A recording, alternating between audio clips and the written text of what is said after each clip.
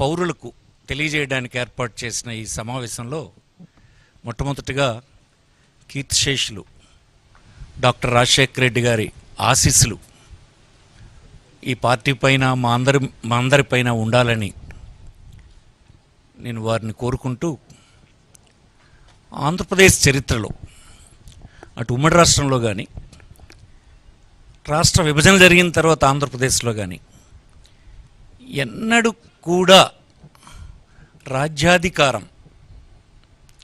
రాజ్యాధికారంలో భాగస్వాములుగా చేసేటువంటి స్థితి ఇంతకుముందు కేవలం మాటలకు, ఉపన్యాసాలకు పరిమితమైనటువంటి పరిస్థితులే ఉండేవి.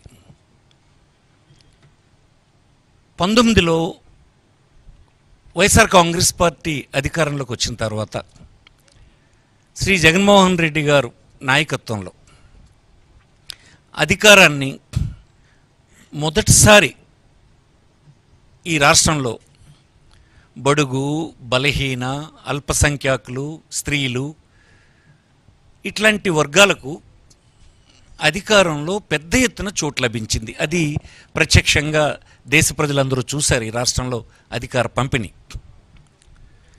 నేడు మరొక అడుగు ముందుకు వేసి ఈనాడు ఇచ్చినటువంటి వారు నిర్ణయం తీసుకున్నటువంటి సీట్లు చూస్తే మరింత మందిని ఈ బడుగు, బలహీన వర్గాలు, మైనారిటీస్ వర్గాల వారిని శాసనసభకు, పార్లమెంటుకు ఎంపిక చేయడం జరిగింది. అలాగనే ఈ సంఖ్య ఎంత పర్సంటేజ్ ఉందంటే 50% ఉంది. ఎస్సీ, ఎస్టీ, బీసీ, మైనారిటీ ఇట్లాంటి వర్గాలన్నీ కలిపి 50%.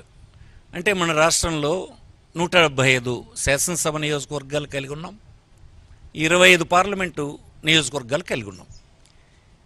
ఈ 200 సీట్లలో 100 సీట్లు ఈ వర్గాలకు ఉన్నాయి. అంటే 50%. ఇది ఈ రాష్ట్రంలో, దేశంలోనే ఎక్కడ ఉండదని అనుకుంటాను నేను. దేశం స్టాటిస్టిక్స్ నేను చూడలేదు, కానీ ఈ రాష్ట్రంలో అయితే మాత్రం ఇది ఒక గొప్ప విప్లవం అని ఈ సందర్భంగా నేను మనవి చేస్తూ ఉన్నాను. ఇలాంటి సందర్భంలో అలాంటి పేర్లు చదవడానికి ఒక బలహీన వర్గాలకు చెందినటువంటి వ్యక్తిగా నన్ను విడుదల చేయమని పార్టీ అధ్యక్షులు గౌరవనీయులు జగన్మోహన్ రెడ్డి గారు గతసారి ఎన్నికల్లో నన్నే పిలిచారు, ఇప్పుడు కూడా నన్ను పిలిచారు. ఇది గర్వంగా ఉంది. ఇది నా జీవితంలో నేను ఊహించినటువంటి ఒక మార్పని, సామాజిక మార్పని మాటలు చెప్తే అయ్యేదా? రాజ్యాధికారం ఇవ్వాలి. రాజ్యాధికారం ఇవ్వడం ద్వారా ఆర్థికమైనటువంటి, సామాజికమైన దాని ద్వారా సామాజిక న్యాయం కూడా వస్తుంది. అది చేసి రుజువు చేసినటువంటి వ్యక్తి ఈ రాష్ట్ర ముఖ్యమంత్రి గౌరవనీయులు జగన్మోహన్ రెడ్డి గారని, వైఎస్ఆర్ పార్టీ అని ఈ సందర్భంగా మరొకసారి గర్వంగా చెప్తూ ఉన్నాను. ఈనాడు ఈ ఒక్కసారి ఇది మీరు చూస్తే, ఇస్తున్నటువంటి సీట్లు చూస్తే 50% సీట్స్ ఎమ్మెల్యేస్లోనూ, ఎంపీస్లోనూ కలిపితే 100 సీట్స్ ఈ బీసీ వర్గాలకు, మైనారిటీ, ఎస్సీ, ఎస్టీ వర్గాలకు ఇవ్వడం జరిగింది. అలాగనే 175 ఎమ్మెల్యే సీట్స్లో 29 ఎస్సీస్, 7 ఎస్టీస్, బీసీస్ 48, 91 ఓసీ, 7 మైనారిటీస్, ఇందులో అన్ని కేటగిరీస్లో కలిపి 19 మంది ఉమెన్ ఉన్నారు. అలాగే 25 ఎంపీ సీట్స్లో SC 4, ST 1, BC 11 seats BC ఉన్నారు, ఓసీ 9. టోటల్ కేటగిరీ, అన్ని కేటగిరీస్లో కలిసి 5 ఉమెన్.